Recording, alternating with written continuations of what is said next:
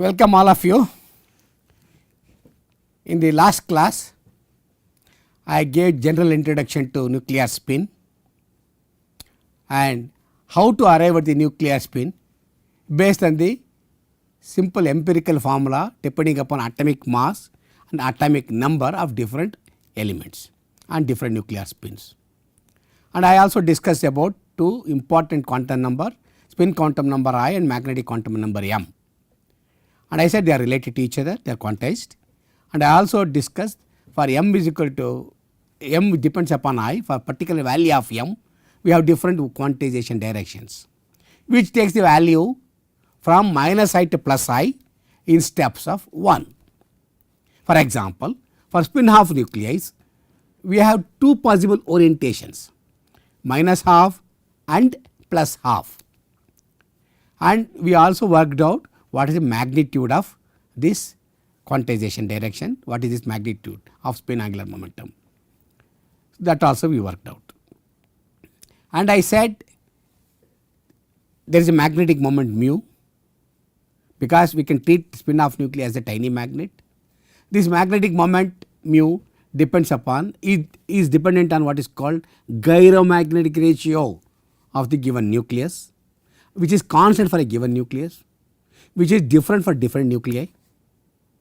And I said even though proton and carbon have same I's and same M, I is equal to half, M equal to minus half and plus half, but their gammas are different because it depends upon mass.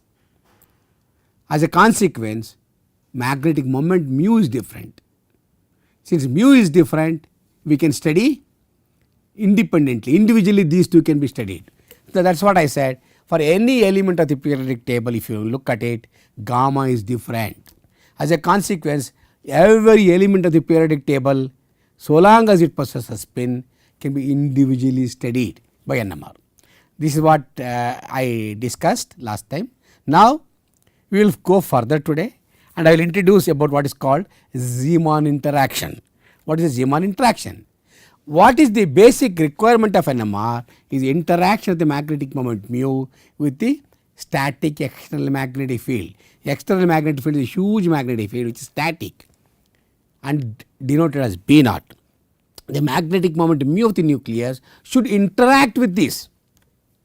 So nuclear spin quantum number I, that must be non-zero, that is what I said. I told you mu depends upon this I, and if I is equal to 0, I worked out and showed you in the last class mu is 0. Since mu is 0, there is no NMR. That means I must be present to detect NMR. That is the reason why for the nucleus which is spin 0, there is no NMR. That is what we discussed. And this is what I showed you last time, and also again I am writing mu is equal to gamma into h class I into I plus 1, and interaction of mu with the B naught if you consider nuclear spins. As soon as you put this nuclear spin, put it inside an external static magnetic field, what is going to happen? The nuclear spins start aligning with the static magnetic field. Initially they are all randomly oriented, there is no preferred orientation direction of the nuclear spins. As soon as you put them in the external magnetic field, they start aligning with the static magnetic field. How do they align? Some of them align in the direction of the field, some of them align in the direction opposite to that of the field. These are the preferred orientation directions, and the energies of interactions for both these orientations are different. If the spins are aligned in this direction, it has one type of energy. If the spins are aligned in the direction opposite to the magnetic field, it is a different energy, and these two energies are different. And in fact we can calculate these two energies, and in the absence of the magnetic field, these two energies states are not separated, they are all degenerate state, okay, in the absence of the magnetic field. As soon as you put it in the magnetic field, then there is a removal of degeneracy, the energy levels get separated out for both spin half or orientation direction of in the direction of the field and the orientation in the direction opposite to that of the field, both get separated out, okay. And conventionally, and you can also understand from Boltzmann distribution, more spins are aligned in the direction of the magnetic field. they are opposing it. This is a Boltzmann requirement, it is a Boltzmann distribution. This is what is going to happen. And this method of this way of separation of the two energy states, or what is called removal of degeneracy by the interaction of the magnetic movements with the external magnetic field, is called Zeeman effect. It is a Zeeman effect. Now, for spin half nuclei, we can work out by simple mathematics. E equal to minus mu dot B naught. Mu is the magnetic moment and B naught is the static magnetic field. In the absence of the magnetic field, when B naught is equal to 0, you can see all the spins are oriented. There is no preferred orientation. Both orientation in the direction of the field, up and down, both the spin states are not separated. They are degenerate state. You can't separate them out here in the absence of the magnetic field when B naught is equal to 0. Now, as soon as I put it in the magnetic field, which is non-zero, then what is going to happen is there is a separation of the energy states. One corresponds to minus half, other corresponds to plus half. This is for the anti-parallel orientation, this is the parallel orientation. This is orientation in the direction of the field, this is orientation in the direction opposite to that of the field. And when there is a separation of the energy, you can find out what is the energy difference. When the energy states are separated, you can find out what is delta E. And you all know, once it is this thing, as I told you, there are more spins in the direction of the field than in the direction opposite to the field. There is a small excess population of the nuclear spins in the state alpha is equal to plus half. And this is called a removal of degeneracy. Now, energy of interaction of the magnetic moment with the magnetic field we can calculate. How do we do that? E equal to minus mu dot B naught. That is an equation, general equation written. You may ask me a question, why did I write negative? E is anyway always energy is positive, but it is to ensure that the spins oriented in the direction of the external magnetic field has lower energy. That is a assumption. That is the reason why deliberately E has been put, negative side has been put for this. So, interaction energy is given by mu dot B naught, both are vectors, it is the dot product of the vectors.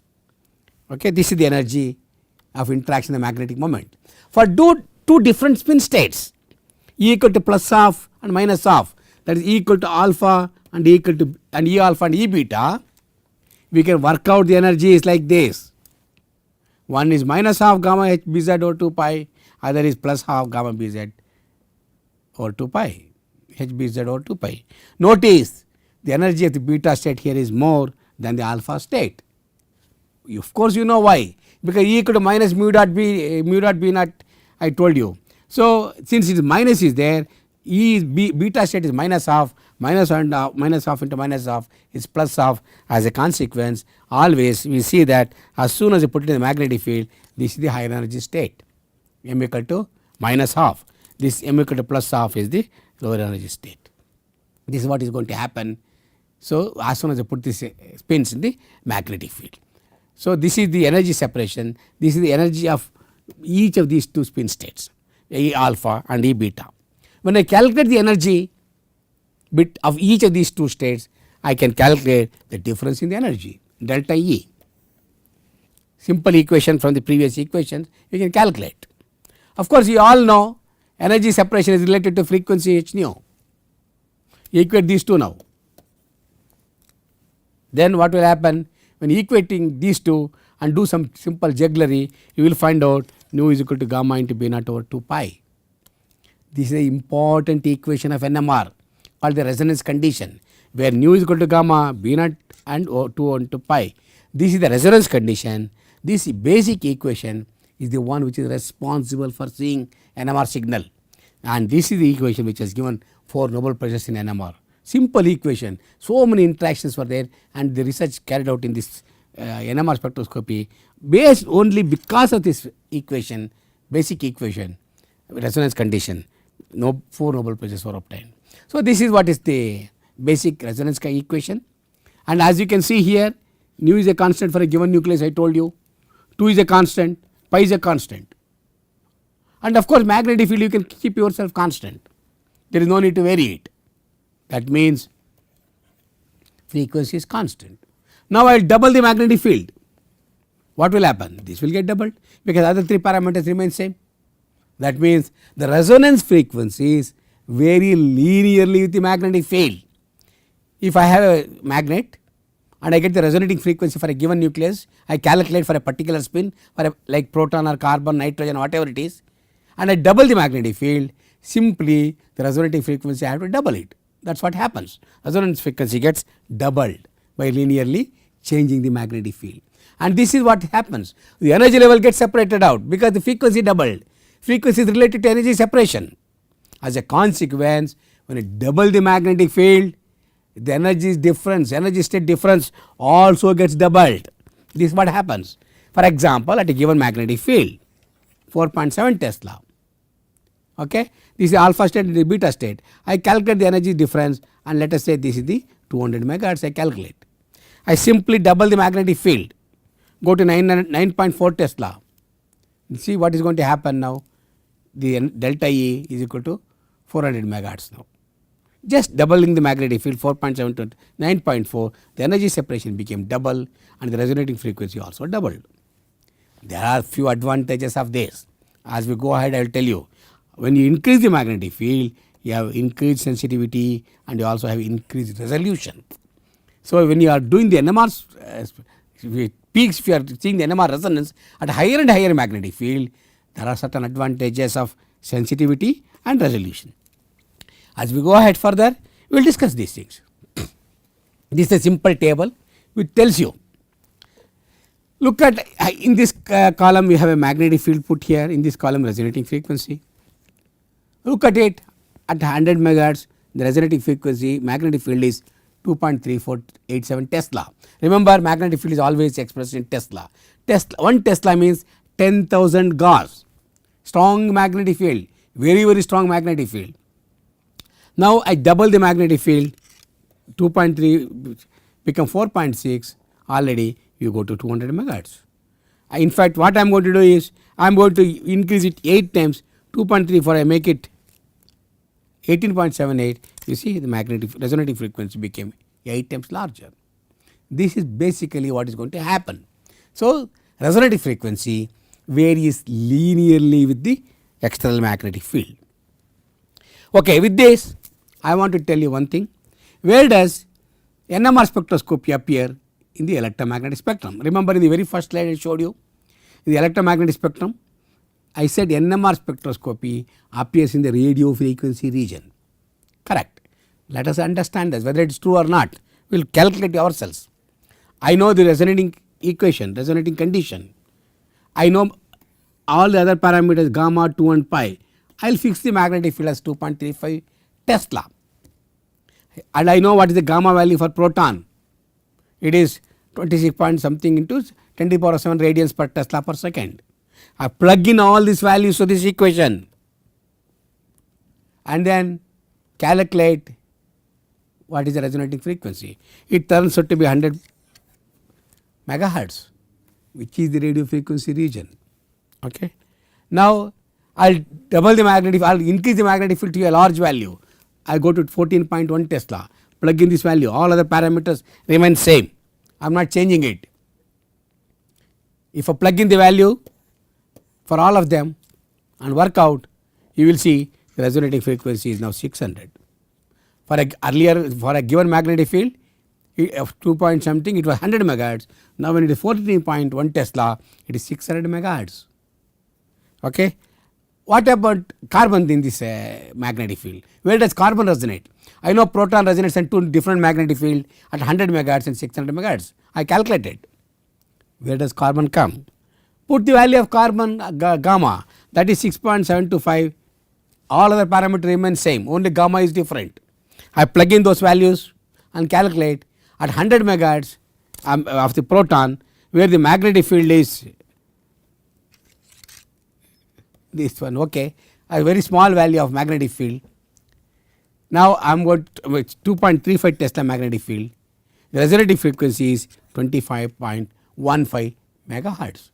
Remember, for this magnetic field, proton was resonating at 100 megahertz. Gamma of carbon is 4 times smaller. As a consequence, the resonating frequency of the carbon is 4 times smaller. Same thing. Now go to the higher magnetic field where we calculated for proton.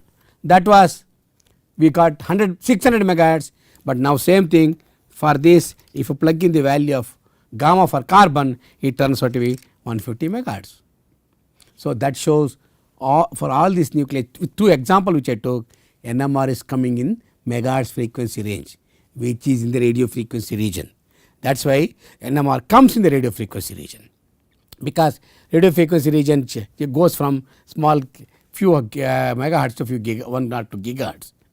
As a consequence, we are going to observe NMR in the radio frequency region. Now let us do reverse engineering. Let us say I have protons in a given molecule which is in a given magnetic field resonating at 300 megahertz. Now if I ask you what is its magnetic field strength, of course we can calculate it. What we will do is plug in this value. Earlier you plugged in value for B naught and calculated what is resonating frequency. Now I know resonating frequency, I have to calculate B naught, rearrange this equation. Now plug in the values for 2 pi, nu what is the resonating frequency 300 megahertz. I know the value of gamma, calculate it. For example, for a certain value for this 300 megahertz, B naught turns out to be 7.04 Tesla.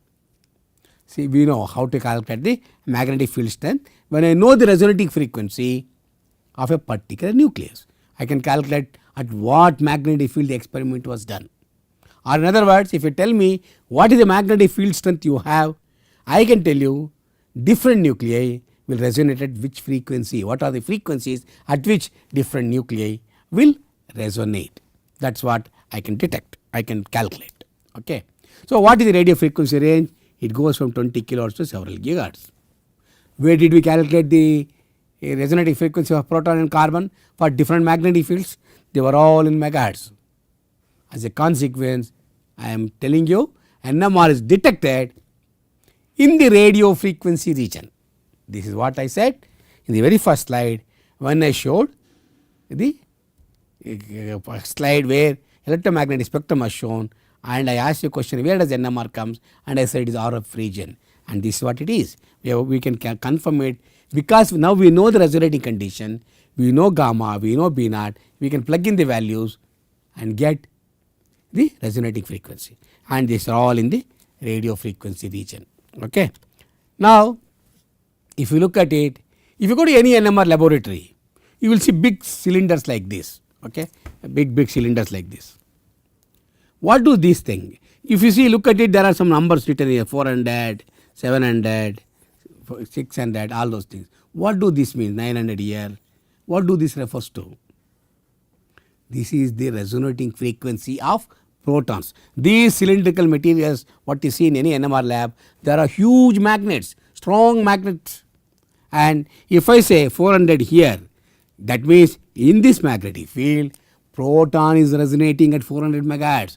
In this magnetic field, proton is resonating at 900 megahertz.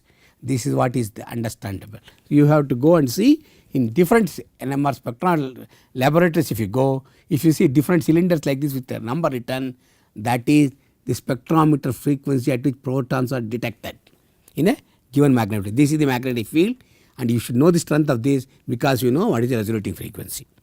That is what it is. And highest magnetic field currently available for doing NMR is 28.2 Tesla, which is huge, close to $20 million, very, very huge. But only hardly some 3 or 4 such spectrometers are available in the world.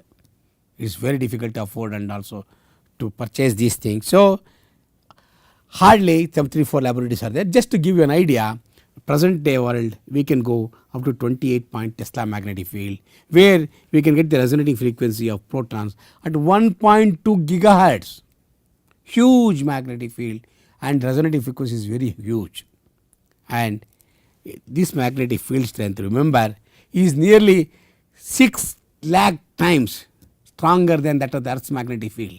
Earth's magnetic field is only 50 microtesla, and this is 28.2 Tesla. That is 28.2 into what is called 10,000 Tesla, 10,000 Gauss. This is the Gauss. If you calculate this thing, it is going to be huge value. Okay. So now let us see what will happen. We understood radio in the NMR spectrum. NMR resonating frequency is in the radio frequency region. We know we calculated the resonating frequency in a given frequency for a given magnetic field for both proton and carbon. At two different magnetic fields we calculated. Now let us see what is going to happen. If you look at this, I have a magnetic field, let us say 4.68 Tesla. Then if I say proton resonates at 200, simply take the ratio of with gamma. If you know what is gamma, I can calculate fluorine comes at 188, carbon comes at 50, and 2H deuterium comes at 30, and nitrogen comes at 20. These are the different resonating frequencies for different nuclei in a given magnetic field. Now change the magnetic field, what will happen? I will increase it to 9.39 Tesla. Then this correspondingly linearly changes because I doubled this.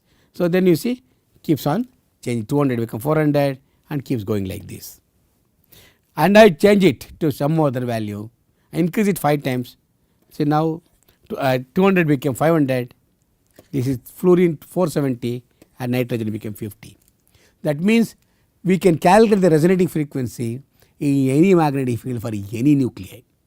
So different magnetic field, if you have different nuclei, you can study, and as correspondingly the resonating frequencies are different. This is so far about little bit of understanding about resonating frequency and different magnetic field strength, how we calculate the resonating frequency, etc. for different nuclei. There is a classical analogy for this which some of the people discuss in some of the chemistry books. What is this classical analogy? Classical analogy is very simple. I take the example of spin-off nuclei. As I told you, spin-off nuclei have only two possible orientations, plus half and minus half. In the absence of the magnetic field, they are all randomly oriented. You see, there is no preferred orientation at all. They are all randomly oriented. As soon as I put them in a magnetic field, these tiny magnets start aligning like this. You can see some are in the direction of the field and some are in the direction opposite to the field. Some are opposite, some are in the, and this is the magnetic field direction P naught. Okay, they line up either parallel or opposite the direction of the magnetic field as soon as I put it in the magnetic field. And then what is going to happen? These two forces are there which are acting on the nuclear spins in the magnetic field. One is the large magnetic field wants to pull it, keep it aligned with that, and the spin angular momentum wants to spin at a restricted orientation. I told you, we can calculate the restricted orientation, direction of quantization we can calculate, angle theta, I told you. That is also fixed angle theta. At the same time, the magnetic field wants to pull it towards it. There are two forces acting. Then what is going to happen? It is like a tug of war. Like a tug of war, there is going to be a torque created. As a consequence, these two forces makes these nuclear spins to precess, to rotate around the magnetic field direction. This is called precision. This means rotation of a rotating object is called precision. Okay? So this starts rotating like this in a magnetic field. Now it looks like a cone which is opening upwards and cone opening downwards. The reason is for spin-off nuclei, you have two possible orientation. Nuclear spins which are aligned like this start rotating like this. The nuclear spins aligned like this start rotating like this. As a consequence, it appears like two cones. Okay, this is what is happening.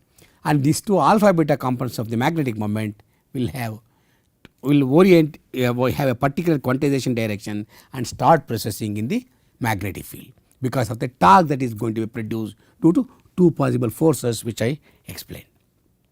And this is called Larmor precision. Remember, this is called Larmor precision. Then the question you may ask me, okay, they are precessing, that is rotating at some speed. What is the precision frequency? What is the speed at which it is rotating? What is the frequency of it? That you can work out.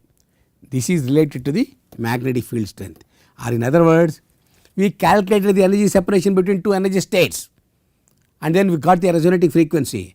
It is exactly the same. Okay? The resonating frequency is the precision frequency and it is a Larmor frequency. It is nothing but resonance frequency. The energy separation between two states, if we calculate, we know what is nu, resonance condition, we calculated nu, and nu is a resonating frequency, which is also called Larmor precisional frequency. So, resonating, if I say Larmor frequency, remember it is nothing but the resonating frequency of the given nuclei in a given magnetic field. That is what it is. Now, you may ask me a question, what is the energy involved in this? See, if you look at this energy, there are in this table, there are so many things which are involved here. There is a frequency, wavelength, radiation, energy here for different type of spectroscopic techniques. But if you see the last column of it, you will see here radio frequency region, energy is very, very small. NMR spectroscopy falls in very, very low energy region, very, very low energy. Compared to look at the gamma X-ray, there are 10 to the power of 4, 10 to the power of 8, here 10 to the power of minus 7, 10 to the power of minus 3, several orders of magnitude smaller. So, NMR spectroscopy is really a weak interaction energy, very, very low energy region. Okay. Now, I want to introduce one term called sign of the gamma. Remember I told you about precision frequency, nu gamma is a gyromagnetic ratio for a given nucleus. Now, this gamma has a particular sign. If I calculate if I know the magnetic moment mu, if I know the angular momentum p, if both of them have the same sign, then gamma is positive. If mu and p have opposite signs, gamma is negative. This is what it is. This is the magnetic moment, this is the nuclear spin, this is a magnetic moment. If they have same orientation, same positive sign, same sign, gamma is greater than 0, positive. And now if they are opposite, that is angular momentum is like this, spin angular magnetic moment is like this, they are opposite signs, then gamma is negative. So what? You may ask me a question, okay, gamma is positive, gamma is negative, how does it matter for us? This matters because some nuclei which have a negative magnetic moment like this, some have positive magnetic moment, but those which have negative magnetic moment precess in the direction opposite to that of the nuclei with positive gamma. For example, if I have a proton is rotating like this clockwise, let us say, which has a positive gamma. Other nuclei like nitrogen 15, 16, etc., they rotate in the opposite direction because gamma is different. So, the direction of precision is different. Okay, but the resonating frequency remains same. Then you may ask me a question, how does it matter? Its utility comes in many applications. You will, if you know this only, you will understand. For example, I want to do heteronuclear double quantum, which I don't know whether I have time to discuss. We will see at the end. Of the heteronuclear double quantum between proton and nitrogen. One has a positive gamma, other has a negative gamma. They both process in the opposite direction. So, when the double quantum, instead of adding, it may become it may get subtracted, it may become negative. We will discuss if there is a time later. So, there are consequences of precision of the nuclear spins either in the direction clockwise or in the direction anti-clockwise. So, this is the concept which you have to know. The sign of the gamma and the direction of precision is given like this. If the gamma is greater than 0 like proton and carbon, they are rotating like this in the clockwise. For gamma less negative, they are rotating in the opposite direction. Can you see the nuclear spins rotating both in the opposite directions? Okay. This is clockwise precision, this is anti-clockwise precision. This is the thing we should know. Okay. Now, I will introduce a term called population difference. What is the population difference?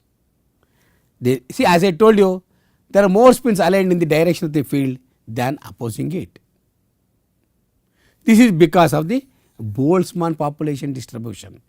That is a Boltzmann equation, and this equation is given by this. The ratio of the spin population in beta and alpha state is given by this equation. It is a exponentially decaying function divided by k into t. K is the Boltzmann constant. Okay.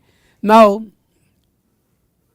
if I consider two energy states as spin half nucleus, I have two spins positive and if orientation for spin half state has been plus of or minus of states, there are number of spins like this. There are more spins in this direction than in this direction. That is all we know. This is the anti-parallel orientation, this is a parallel orientation, fine. So, now the advantage is there is more spin here than here. If I take the difference between the nuclear spin, there is a population.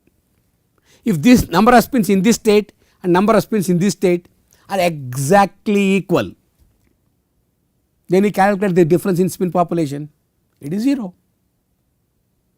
You will not see NMR. I will tell you as you go ahead further, there must be population difference to see the signal.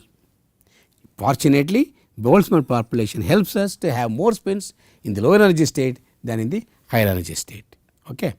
So, with this we will have to discuss something about sensitivity of NMR, how do we detect sensitivity, how do we detect what is sensitivity for different nuclei, what is selection rule, how do we induce the resonance. This is a little bit of discussion. So, since the time is up, I am going to stop here.